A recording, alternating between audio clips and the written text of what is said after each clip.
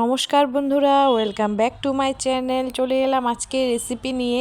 তো কুলের দিনে কুলের আচারের একটা রেসিপি করব না, এটা তো হতেই পারে না।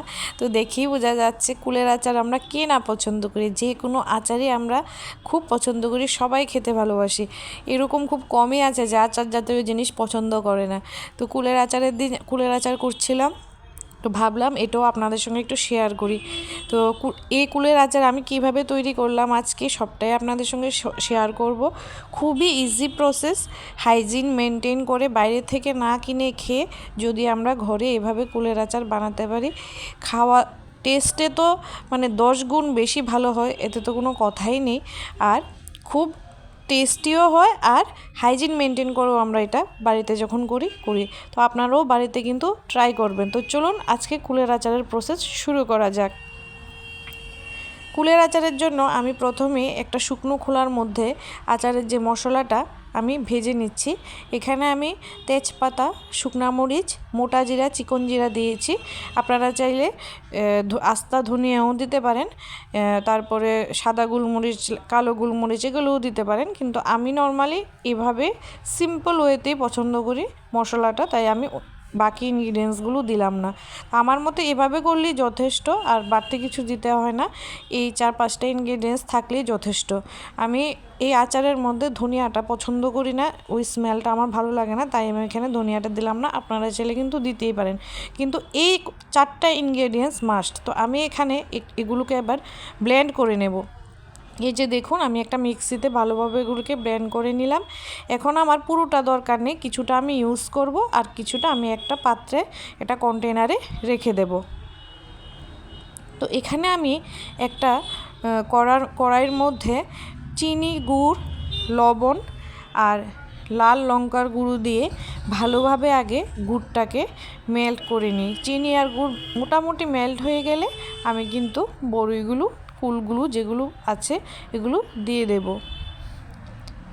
আপনারা চাইলে কিন্তু আরও ভালো গুড়টাকে মেল্ট করে যদি ছেঁকে নেওয়া যায়, আমার হাতে অ্যাকচুয়ালি ততটা সময় ছিল না। তো যদি আপনারা গুড়টাকে ছেঁকে করতে পারেন, আমিও করি, কিন্তু এই ভিডিওটার মধ্যে আমি করিনি, মানে হাতের সময় কম ছিল। আপনারা কিন্তু করে নিতে পারেন। তো এখানে দেখুন, আমি কিন্তু ফ্রেশ কুল মানে একজনের বাড়ি থেকে নিয়েছি। এই কুলগুলো কিন্তু আমার একজনের বাড়ি থেকে নেওয়া, বাজারে কেনা নয়। একদম ফ্রেশ কুল নিয়েছি, আর কুলগুলো খুব বড় বড় ছিল। আমি একজনের বাড়ি থেকে কিনে এনেছি।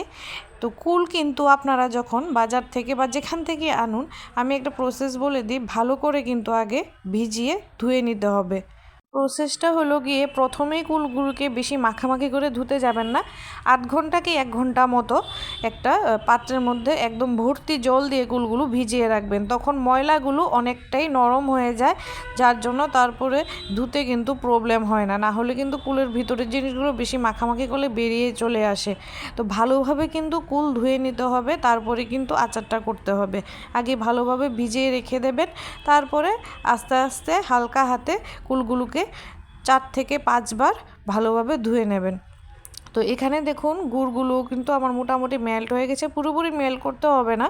তো মোটামুটি চিনিটা মেল্ট হয়ে গেছে, গুড়টা কিছু কিছু বাকি আছে। তো এই পর্যায়ে কিন্তু আমি কুলগুলো দিয়ে দেব। একটু নাড়ায় রাখতে হবে, গ্যাসের ফ্লেম কিন্তু বাড়ানো আছে। আমি কিন্তু একটু নাড়ায় রাখছি, কারণ না হলে কিন্তু লেগে যেতে পারে নিচে দিয়ে। বা এই পর্যায়ে কিন্তু গ্যাসের ফ্লেমটা বেশি না বাড়িয়ে আমার মতে মিডিয়াম রাখলেই ভালো। আমি একটু মিডিয়ামই করে দিয়েছি। আবার যেহেতু গুড়টা পুরোপুরি এখনও মেল্ট হয়নি, চিনি আছে, তো নাড়াতে না রাখলে কিন্তু লেগে যাওয়ার সম্ভাবনা থাকে। তো যাক, এই পর্যায়ে কিন্তু এখন আমি কুলগুলো দিয়ে দেব। অনেকে কী করে, কুলগুলোকে কিন্তু একটু ছিঁড়ে ছিঁড়ে দেয়। আমি কিন্তু একদম মানে দেখুন, আপনারা দেখতেই পাচ্ছেন, একদম ভালোভাবে বেছে বেছে কুলগুলো নিয়েছি। ঠিক এরকম দেখতে কুল নিতে হবে, পোকা টোকা যাতে না থাকে। তাই ভালোভাবে একদম কুল বাজার থেকে এনে মানে দিয়ে দিলেই কিন্তু হবে না, ভালোভাবে বেছে নিতে হবে।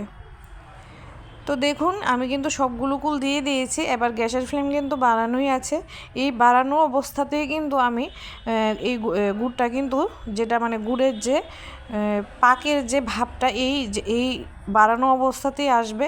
একবারে কমিয়ে দিলে হবে না, মিডিয়াম ফ্লেমেই রাখুন। তো আমি কিন্তু এখন মিডিয়াম ফ্লেমেই রেখেছি, প্রথমে বাড়িয়ে দিয়েছিলাম। তো চলুন 15 মিনিট পর ফিরে আসছি। তো দেখুন 15 মিনিট পর আমার আচারের অবস্থা মোটামুটি 60% মতো কিন্তু হয়ে এসছে।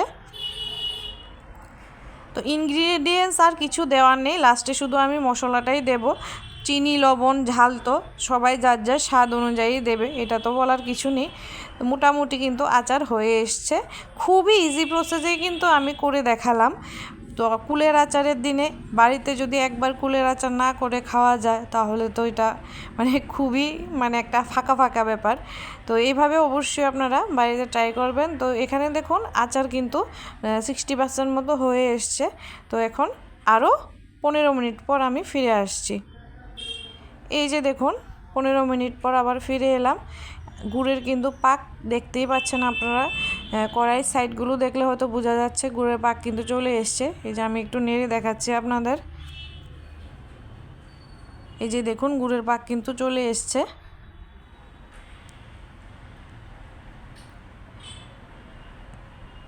এই পর্যায়ে কিন্তু গ্যাসের ফ্লেমটা একদম কমানো আছে, এখন কিন্তু বাড়িয়ে রাখলে চলবে না।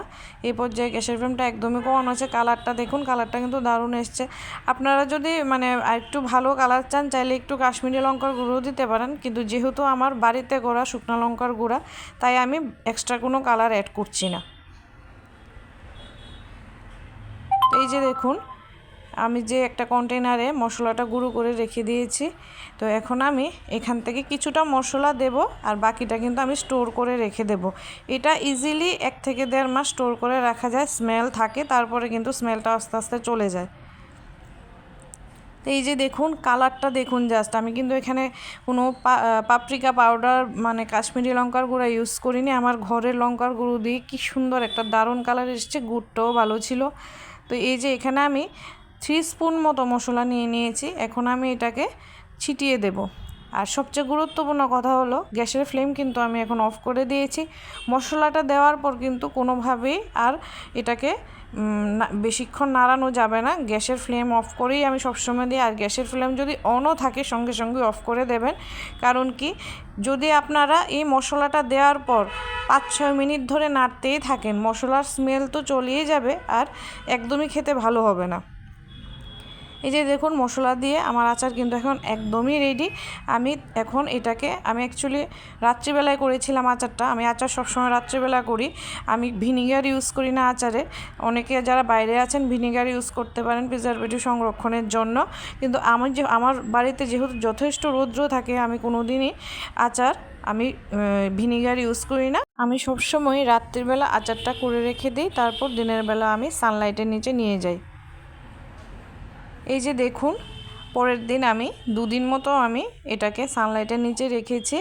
এইভাবে একটা অবশ্যই ঝাঁঝরি টাইপ জিনিস দিয়ে ঢেকে দিতে হবে। এরকম ঝাঁঝরি থাকলে আচার সংরক্ষণের জন্য খুবই সুবিধা। আমি ঝাঁঝরি একটু খুলে দেখাচ্ছি। এই যে দেখুন অ্যাকচুয়ালি এটা আমি একদিন পরেই দেখাচ্ছি, অলরেডি আমার একদিন সানলাইটে দেওয়া হয়ে গেছে, এটা দ্বিতীয় দিনের ছবি। তো আচারটা সানলাইটে দেওয়ার পর অবশ্যই একটা কাচের জারের মধ্যে আপনারা রাখবেন যাতে কয়দিন পরে পরেই রোদ্রে দেওয়া যায়। আমি এটাই করি। তো আজকের ভিডিওটা কীরকম লাগলো অবশ্যই জানাবেন। আজকের মতো আমি এখানেই বিদায় নিচ্ছি। আমার চ্যানেলটা যদি সাবস্ক্রাইব না করে থাকেন প্লিজ সাবস্ক্রাইব করে দেবেন। টাটা, সবাই ভালো থাকবেন।